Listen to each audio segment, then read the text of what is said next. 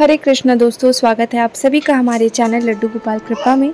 तो हरियाली तीज जो है निकट ही है। 31 जुलाई को हरियाली तीज मनाई जाएगी और 2 अगस्त की है नागपंचमी। तो किस तरह से आपको अपने गोपाल जी के साथ हरियाली तीज मनानी है, क्या दिनचर्या रखनी चाहिए, क्या करना चाहिए, क्या नहीं करना चाहिए, विस्तार से हम सारी चीज़ें जानेंगे। और वीडियो अंत तक ज़रूर वॉच करें। वीडियो पसंद आती है तो वीडियो को लाइक करें और ज़्यादा से ज़्यादा वीडियो को शेयर करें ताकि और भी सदस्य हमारे चैनल से जुड़ सकें। चलिए वीडियो स्टार्ट करते हैं। जय श्री कृष्णा, राधे राधे। तो हरियाली तीज का जो महोत्सव है भगवान शिव और माँ पार्वती को समर्पित होता है। कहते हैं कि भोलेनाथ जी ने आज के दिन माँ पार्वती को पुनः प्राप्त किया था। तो इस कारण ही जो हरियाली तीज का महोत्सव है बहुत धूमधाम से ये त्यौहार जो है वो मनाया जाता है। सुहागन स्त्रियां जो हैं पूरा साज श्रृंगार करती हैं और हरे वस्त्र धारण करती हैं, हरी चूड़ियाँ पहनती हैं और पूरा जो श्रृंगार है वह करती हैं, व्रत रखती हैं। तो खूब धूमधाम से हरियाली तीज का जो त्यौहार है वो मनाया जाता है। और बात कर लेते हैं कि गोपाल जी के साथ हमें क्या दिनचर्या जो है इस दिन की रखनी चाहिए, किस तरह से जो पाठ पूजा है वो करनी चाहिए। तो गोपाल जी के साथ जिस तरह से आप नॉर्मल डेज़ पे, नॉर्मल दिन पे सुबह जो है उठते हैं, स्नान करते हैं, प्रभु के स्नान कराते हैं, तो सेम रूटीन आपको रखना है। यदि आप चाहते हैं आप ठाकुर जी की पंचामृत वगैरह से स्नान कराएं तो आप करा सकते हैं। साधारण जल में आप गंगा जल मिलाकर भी प्रभु के स्नान जो है वह करा सकते हैं। हरी पोशाक जो है वह प्रभु के आप धारण करवाएं। तो ज़रूरी नहीं है देखिए कि न्यू पोशाक ही हो, ये आपके सामर्थ्य हैं। आप किस तरह से प्रभु का जो साज श्रृंगार है वो करेंगे, भाव होने चाहिए मन में अच्छे। तो आपको कराना है हरी पोशाक में प्रभु का साज श्रृंगार। तो यदि देखिए हरी कलर की पोशाक भी नहीं है तो आप किसी भी मल्टी कलर की पोशाक भी यूज़ कर सकते हैं। ज़रूरी नहीं है कि हरी कलर की पोशाक ही धारण करवानी है। और वैसे ही तो हरियाली तीज में हम खुद भी हरी कलर के जो वस्त्र हैं वह धारण करते हैं। तो आपके सामर्थ्य हैं ये।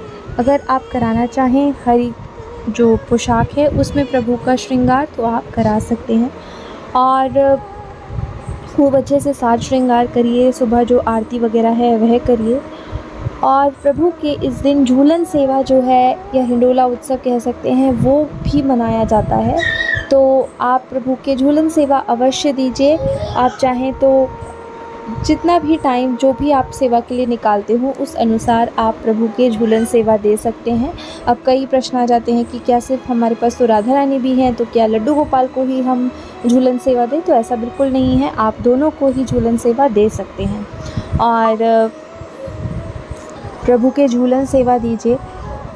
भोग की बात करें तो भोग में आज के दिन जो है घेवर का भोग लगाया जाता है।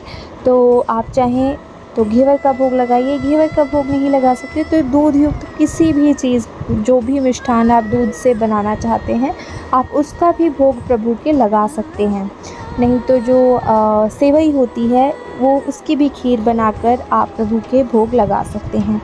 तो आज जो हरियाली तीज है उस पर प्रभु के इन चीज़ों का भोग लगाया जाता है। बाकी जो भी आप घर पर मेवा मिष्ठान जो भी बनता है उसका भोग भी आप लगा सकते हैं।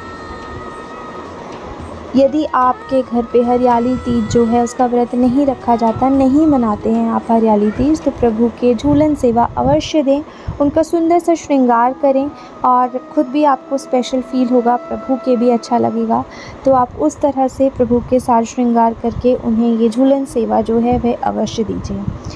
झूलन से एक प्रश्न आया था कि दी हम जो झूला सेवा है वो कब से स्टार्ट कर सकते हैं? तो देखिए कई लोग जो है वो सावन से ही स्टार्ट कर देते हैं। सावन लगते ही कई जो भक्तजन हैं वो झूलन सेवा प्रभु की देना स्टार्ट कर देते हैं।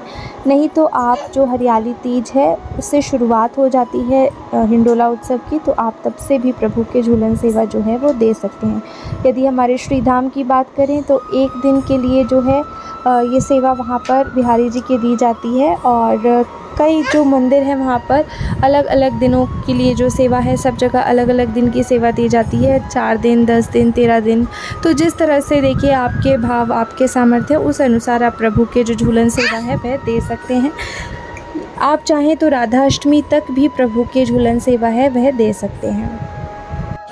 एक प्रश्न और आता है कि यदि हम 10 दिन 13 दिन जितने दिन की भी सेवा आप हमारे युगल सरकार के या फिर जो हमारे लड्डू गोपाल जी हैं उनके झूलन सेवा आप दे रहे हैं, तो क्या यह हमें जो उनका श्रृंगार है, जो भी पोशाक है वो रोज़ बदलनी है, रोज़ नई पोशाक पहनानी है?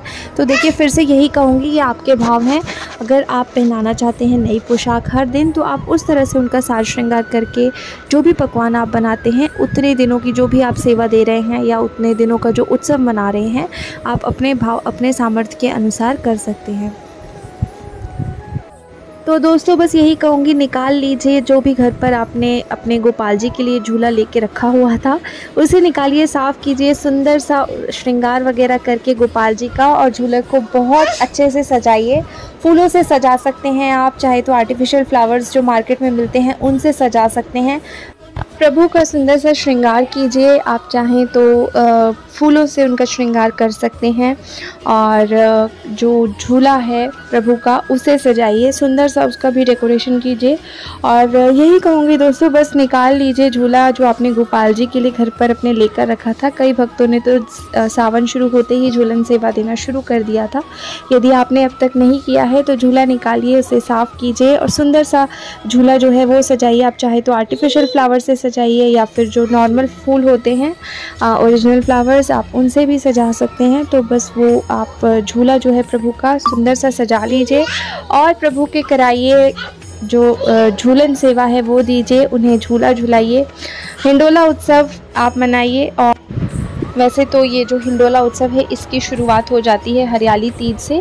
तो यदि हम श्रीधाम की बात करें तो श्रीधाम में हरियाली तीज के दिन मनाया जाता है हिंडोला उत्सव। प्रभु को विराजित किया जाता है हिंडोले में और हिंडोला सेवा जो है वो प्रभु के दी जाती है। तो एक दिन के लिए हमारे जो श्रीधाम में बिहारी जी को विराजित किया जाता है और ये सेवा जो है वो दी जाती है।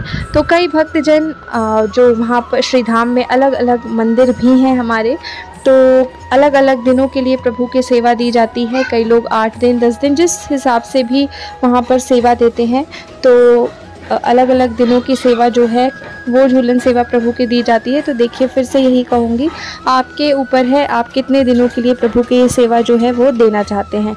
और सुंदर सा श्रृंगार वगैरह करके झूला सजा कर प्रभु का झूलन सेवा जो है वो दीजिए। भोग में जैसे मैंने बता दिया, कोई भी ज़रूरी नहीं है, यदि घेवर नहीं है तो आप किसी भी दूध युक्त मिष्ठान जो भी बनाते हैं आप, खीर, फेनी, जो फेनियाँ आती है या फिर उसे सेवई बोला जाता है, तो आप उसके भी खीर बनाकर प्रभु। तो दोस्तों आशा करती हूँ ये जानकारी आप सभी को पसंद आई होगी। वीडियो पसंद आई हो तो वीडियो को लाइक ज़रूर कीजिए। मिलते हैं नेक्स्ट वीडियो में, तब तक के लिए जय श्री कृष्ण।